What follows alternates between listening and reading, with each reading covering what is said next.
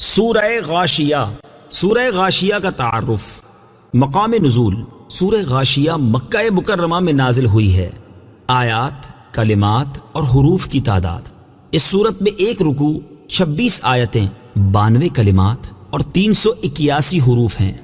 غاشیہ نام رکھنے کی وجہ: غاشیہ کا معنی ہے چھا جانے والی چیز، اور اس کی پہلی آیت میں یہ لفظ موجود ہے، اسی مناسبت سے اسے سورہ غاشیہ کہتے ہیں۔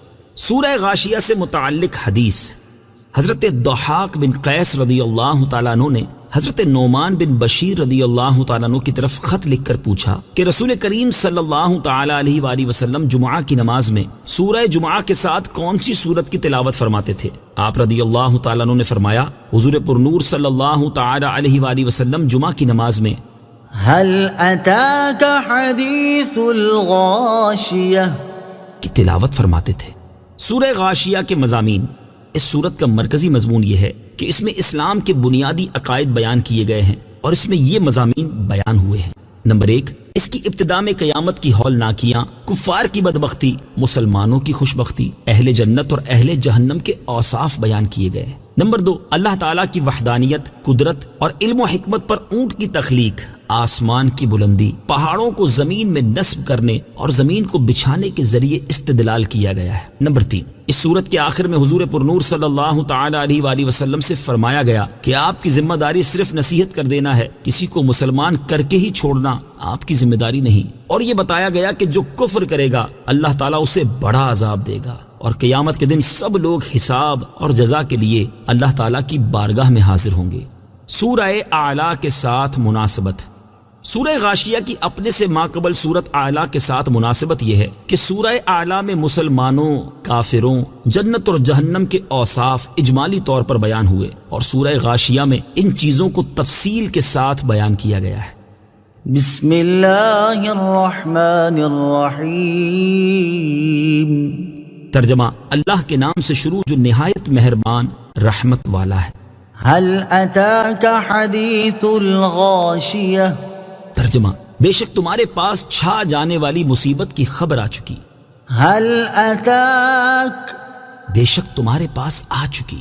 تفسیر صراط الجنان میں ہے، اس آیت مبارکہ میں نبی کریم صلی اللہ تعالی علیہ وآلہ وسلم سے خطاب ہے کہ اے دو عالم کے سردار صلی اللہ تعالی علیہ وآلہ وسلم، آپ کے پاس ایسی مصیبت کی خبر آ چکی جو چھا جانے والی ہے۔ اس سے مراد قیامت ہے، جس کی شدتیں اور ہولناکیاں ہر چیز پر چھا جائیں گی۔ یوں ہی اس دن کافروں کے دلوں پر غشی اور چہروں پر سیاہی چھا جائے گی، جبکہ فرما بردار مسلمانوں کے دلوں پر خوشی اور چہروں پر روشنی چھا جائے گی۔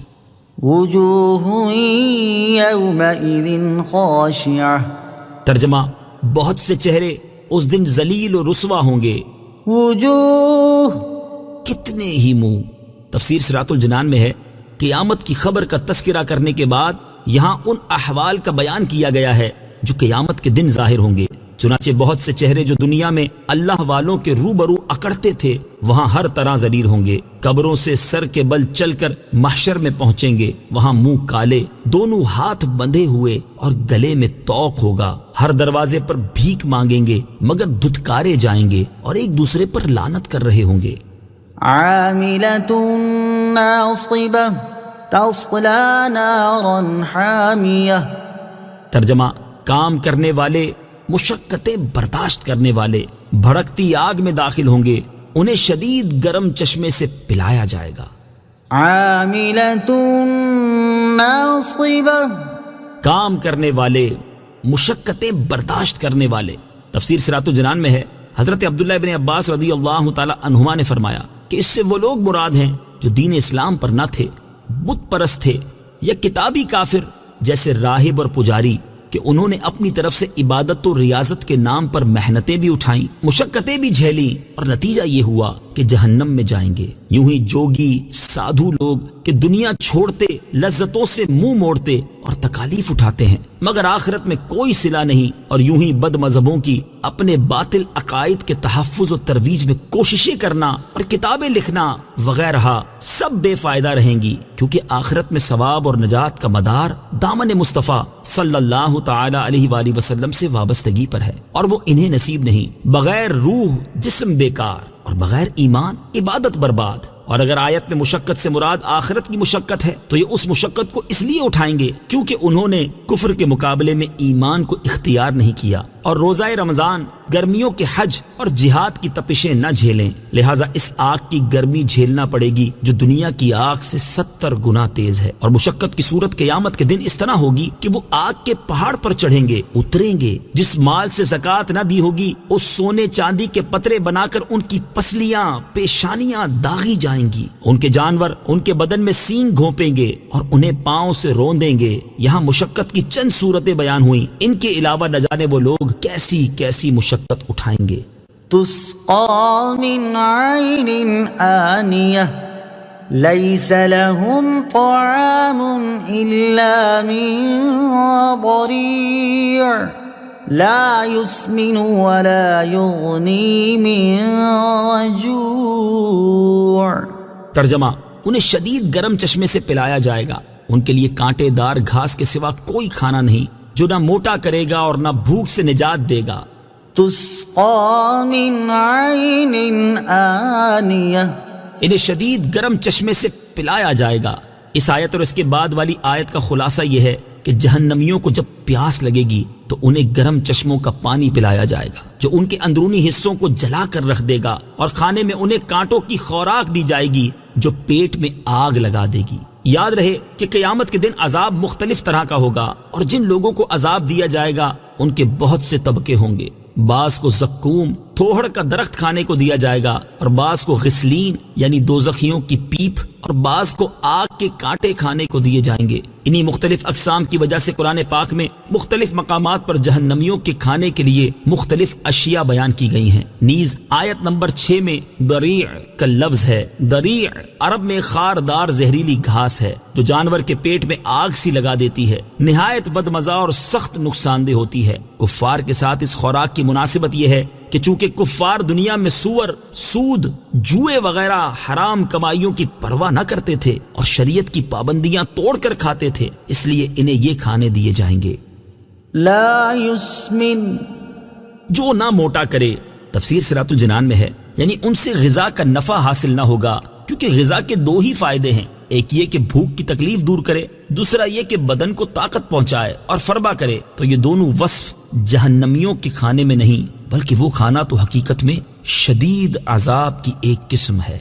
وجوه يومئذ ناعمة، ترجمہ، بہت سے چہرے اس دن چین سے ہوں گے۔ وجوه يومئذ ناعمة، بہت سے چہرے اس دن چین سے ہوں گے۔ تفسیر صراط الجنان میں ہے، اس سے پہلی آیات میں کفار کے لیے وعیدیں بیان کی گئیں، اور اب یہاں سے ایمان والوں کے احوال بیان کیے جا رہے ہیں۔ چنانچہ ارشاد فرمایا کہ قیامت کے دن بہت سے چہرے عیش و خوشی میں اور نعمت و کرامت میں ہوں گے۔ مراد یہ کہ قیامت میں پرہیزگار مومنین چین میں ہوں گے، نہ انہیں سورج کی گرمی ستائے گی، نہ زمین کی تپش، نہ انہیں خوف ہوگا، نہ غم، نہ رب عز و جل کا عتاب ہو، نہ فرشتوں کی لعن طعن، نہ قیامت کی گھبراہٹ، کیونکہ یہ حضرات دنیا میں خدا عز و جل کے خوف سے بے چین رہے، اور دنیا میں خوف خدا کی بے چینی قیامت کے چین کا ذریعہ ہے۔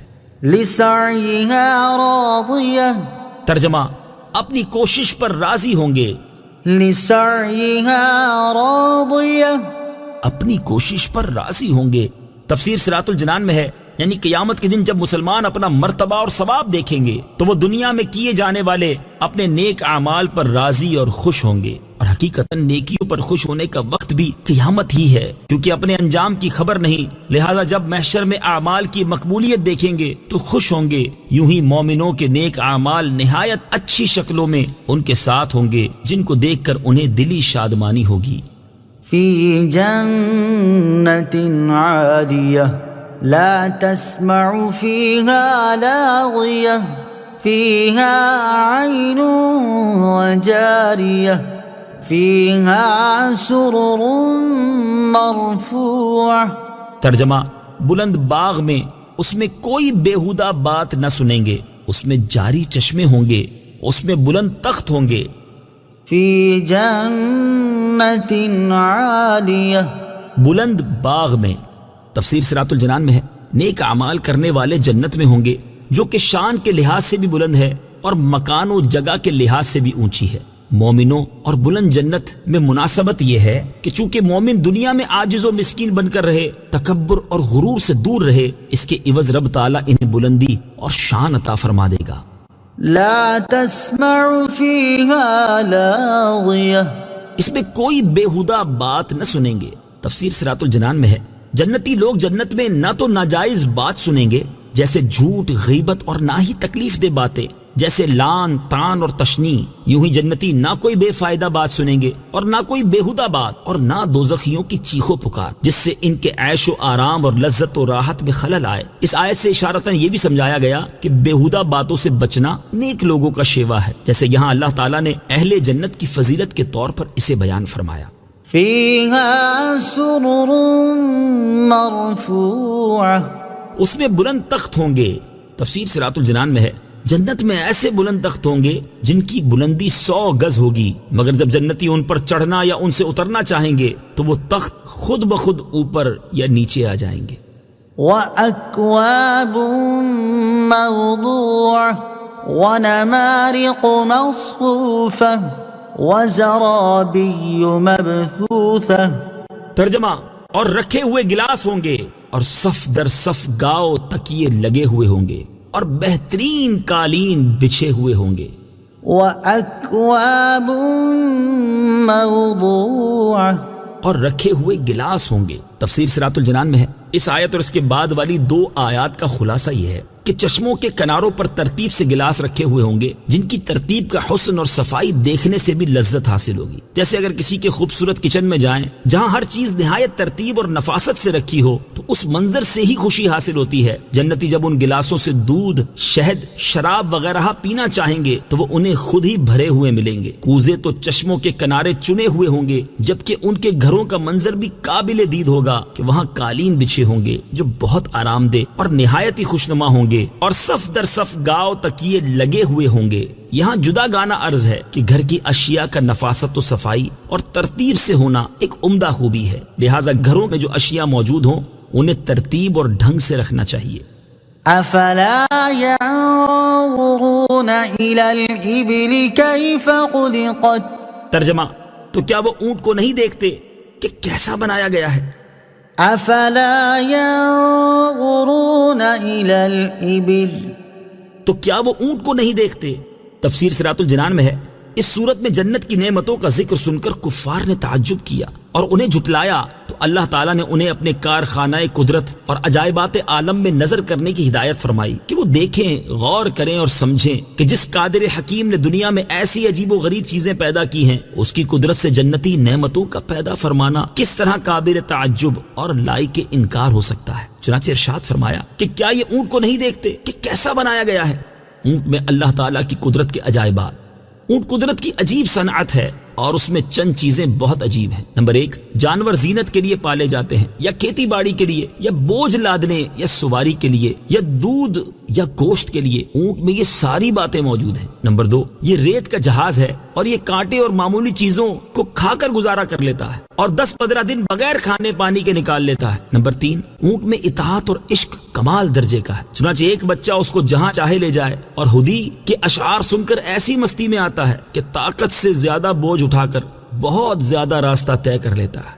وَإِلَى السَّمَاءِ كَيْفَ رُفِعَتْ وَإِلَى الْجِبَالِ كَيْفَ نُصِبَتْ، ترجمہ، اور آسمان کو کیسا اونچا کیا گیا ہے اور پہاڑوں کو کیسے قائم کیا گیا ہے۔ وَإِلَى السَّمَاءِ، اور آسمان کو، تفسیر صراط الجنان میں ہے، یعنی کیا کفار مکہ نے آسمان کو اس طور پر نہیں دیکھا جس کا وہ دن رات مشاہدہ کرتے ہیں کہ وہ ستونوں اور کسی سہارے کے بغیر کیسا اونچا کیا گیا ہے۔ وَإِلَى الْجِبَالِ كَيْفَ نُصِبَتْ، اور پہاڑوں کو کیسے قائم کیا گیا ہے۔ تفسیر صراط الجنان میں ہے، یعنی کیا کافروں نے ان پہاڑوں کو نہیں دیکھا جنہیں زمین میں نصب کر دیا گیا کہ نہ وہ ہوا سے اڑتے ہیں اور نہ زلزلے سے گرتے ہیں، بلکہ زمین کے لیے سہارا اور اس کے لیے میخوں کے قائم مقام ہیں، نیز انسانوں کے لیے ہزارہا فوائد پر مشتمل ہیں، چنانچہ ان میں سے لال، ہیرے، معدنیات، چشمے، دریا وغیرہ ہزارہا قسم کی چیزیں نکلتی ہیں۔ روحانی پہاڑ، صوفیہ کرام فرماتے ہیں کہ اللہ تعالیٰ کے اولیاء رحمہم اللہ تعالی روحانی پہاڑ ہیں جو کبھی راہ حق سے نہیں بھٹکتے، اپنے معتقدین کو قائم رکھتے ہیں، ایمان و عرفان کے سرچشمے ہیں، اسرار الہیہ کے خزانے ان سے برآمد ہوتے ہیں جن کا سلسلہ تا قیامت قائم رہے گا۔ وَإِلَى الْأَرْضِ كَيْفَ سُطِحَتْ، ترجمہ، اور زمین کو کیسے بچھائی گئی ہے، وَإِلَى الْأَرْضِ كَيْفَ سُطِحَتْ، اور زمین کو کیسے بچھائی گئی ہے۔ تفسیر صراط الجنان میں ہے، یعنی جس زمین پر کافر چلتے پھرتے ہیں، کیا اس کی طرف انہوں نے یوں نہیں دیکھا کہ یہ کیسے پانی پر بچھائی گئی ہے؟ اگر یہ انصاف کی نگاہ سے ان شاہکاروں کو دیکھتے تو اللہ تعالیٰ کی قدرت کا انکار کرنے کی طرف کوئی راہ نہ پاتے۔ یاد رہے کہ اگر زمین کی ساخت اور اس کے فوائد و اسرار لکھنے بیٹھیں تو شاید ہزاروں کتابوں میں بھی نہ سما سکیں۔ اسی ایک زمین کے متعلق جدید علوم کی تعداد بھی سینکڑوں میں ہے، جیسے علم جغرافیہ اور علم ارضیات کی مختلف شاخیں۔ بظاہر ساری زمین یکساں ہے، مگر اس میں بے حد تنوع ہے۔ پاک و ہند کی سرزمین اور طرح کی ہے اور عرب کی سرزمین اور طرح کی، کہیں سے سونا نکلتا ہے، کہیں سے تیل اور کہیں سے دیگر دھاتیں۔ ایسے ہی انسان بظاہر یکساں ہیں مگر در حقیقت بہت مختلف ہیں۔ کسی دل سے گندگی نکلتی ہے اور کسی سے معرفت الہی کے چشمے پھوٹتے ہیں۔ فَذَكِّرْ إِنَّمَا أَنْتَ مُذَكِّرٌ، ترجمہ، تو تم نصیحت کرو، تم تو نصیحت کرنے والے ہی ہو۔ فَذَكِّرْ، تو تم نصیحت کرو۔ تفسیر صراط الجنان میں ہے، اللہ تعالیٰ کی قدرت کے عجائبات بیان کرنے کے بعد فرمایا گیا کہ اللہ تعالیٰ کی نعمتوں اور اس کی قدرت کے دلائل بیان فرما کر لوگوں کو سمجھاؤ اور نصیحت کرو۔ اس آیت میں اولین خطاب تو سرکار دو عالم صلی اللہ تعالی علیہ وآلہ وسلم کو ہے، لیکن آپ کے وسیلے سے سب مسلمانوں کو خطاب ہے کہ جو سمجھانے کی صلاحیت رکھتا ہو وہ دوسروں کو سمجھائے۔ جدید علوم کو حاصل کرنا نفع بخش ہے۔ اس سے یہ بھی معلوم ہوا کہ جدید علوم کا حاصل کرنا نہایت نفع بخش ہے کہ مثلا مذکورہ بالا آیات میں جو کچھ بیان کیا گیا ہے صرف وہی 4 آیتیں دہرا کر تو نہیں سمجھایا جائے، بلکہ غور و فکر کے بعد جو معارف و اسرار اور حکمتیں سمجھ آئیں گی ان کو بیان کر کے سمجھایا جائے گا۔ اور ان حکمتوں کو سمجھنے کا ایک بہت بڑا ذریعہ مذکورہ چیزوں کے متعلقہ جدید علوم ہیں، تو اگر انہیں سمجھ اور سیکھ لیا جائے تو عام آدمی کی بنسبت زیادہ اچھے طریقے سے قدرت الہی کا بیان کیا جا سکتا ہے۔ لست علیہم بمسیطر، ترجمہ، تم کچھ ان پر زبردستی کرنے والے نہیں ہو۔ لست علیہم بمسیطر، تم کچھ ان پر زبردستی کرنے والے نہیں ہو۔ تفسیر صراط الجنان میں ہے، یعنی اے حبیب صلی اللہ تعالی علیہ وآلہ وسلم، آپ کی یہ ذمہ داری نہیں کہ آپ انہیں مسلمان کر کے ہی چھوڑیں، بلکہ اللہ تعالیٰ کا پیغام احسن طریقے سے پہنچا دینا آپ کا کام ہے۔ اس کے بعد اگر سارے لوگ کافر رہیں تو آپ کا کچھ نہیں بگڑتا۔ جیسے اگر سورج سے کوئی روشنی نہ لے یا بادل سے فیض نہ لے تو اس سے سورج یا بادل کا نقصان نہیں ہے۔ یہ آیت کا یہ مطلب ہے کہ آپ انہیں جبرن مسلمان نہ کریں، بلکہ اسلام کی تعلیمات پہنچا کر قبول کرنے یا نہ کرنے کا اختیار ان پر چھوڑ دیں۔ إلا من تولى وكفر فيعذبه الله العذاب الأكبر إن إلينا إيابهم ثم إن علينا حسابهم۔ ترجمہ، ہاں جو منہ پھیرے اور کفر کرے تو اسے اللہ بڑا عذاب دے گا، بے شک ہماری ہی طرف ان کا لوٹنا ہے، پھر بے شک ہم پر ہی ان کا حساب لینا ہے۔ إلا من تولى وكفر، ہاں جو منہ پھیرے اور کفر کرے۔